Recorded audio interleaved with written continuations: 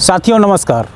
एक तरफ जहां पूरे उत्तर प्रदेश में पढ़े लिखे बेरोजगार नौजवान सड़कों पर नौकरी के लिए लाठियां खा रहे हैं, एक तरफ जहां पे 69,000 शिक्षक भर्ती के आरक्षण घोटाले के अभ्यर्थी अभी तक पिछले 4-5 सालों से लखनऊ से लेकर इलाहाबाद से लेकर पूरे उत्तर प्रदेश के सड़कों पर लाठियां खा रहे हैं और संघर्ष कर रहे हैं, अपनी हक की लड़ाई लड़ रहे हैं।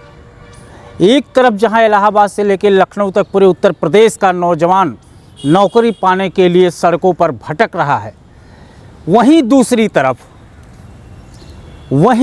तरफ भारतीय जनता पार्टी और आदित्य योगीनाथ जी की सरकार ने आज़ादी से लेकर आज तक का सबसे अनोखा घोटाला किया है।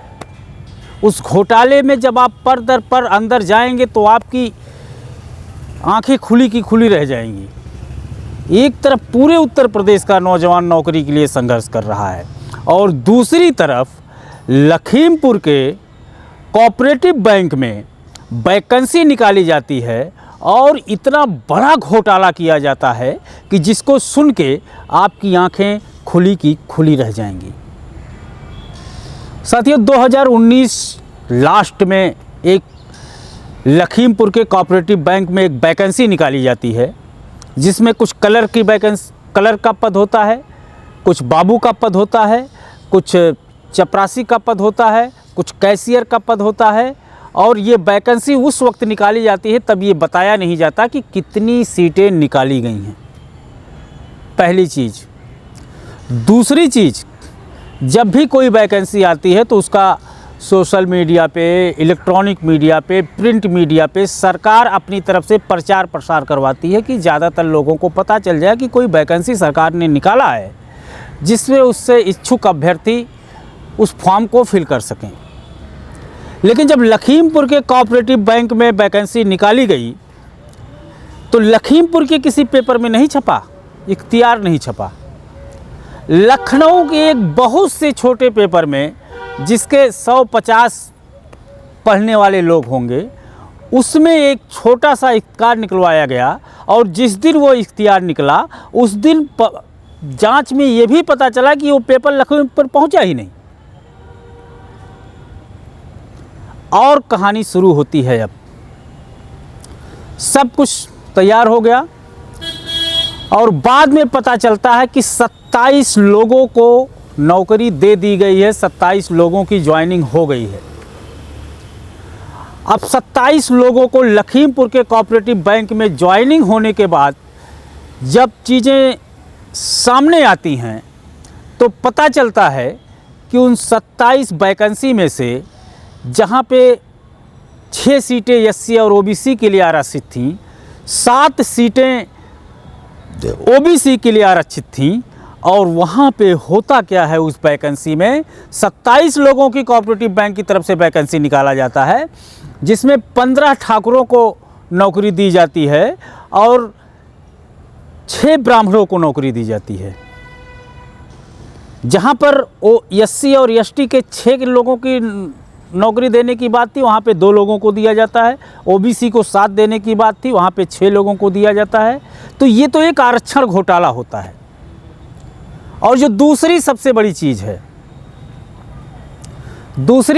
चीज़ है कि भारतीय जनता पार्टी के पूर्व विधायक, पूर्व सांसद, पूर्व मंत्री, वर्तमान विधायक, वर्तमान मंत्री के रिश्तेदारों को नौकरियां दी जाती हैं।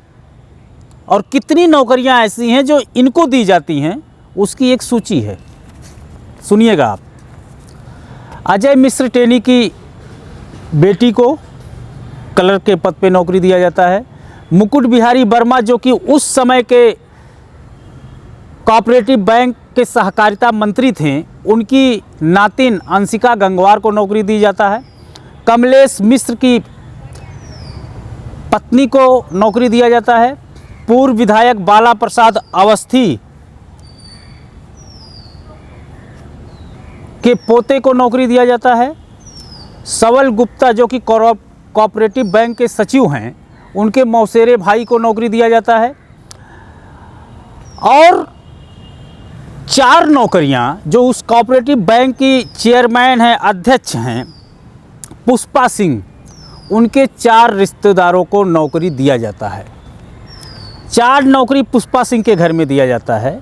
मतलब 15 से 10 से ज़्यादा 12-15 सीटें ऐसी होती हैं जो रिजर्व हो जाती हैं पहले से। और दूसरी बात, जब इन लोगों को नौकरी दे दिया जाता है, मैंने क्यों कहा बहुत ही अनोखा घोटाला है, तो लोगों को जब लगा कि इसमें घोटाला हुआ है, तो जब सरकार के ऊपर दबाव बना, जांच एजेंसी बनी कि एजेंसियां जाके जांच करेंगी, तो जिनके नेतृत्व में जांच एजेंसी बनी, जब वो जांच करने के लिए जाते हैं, मान्यवर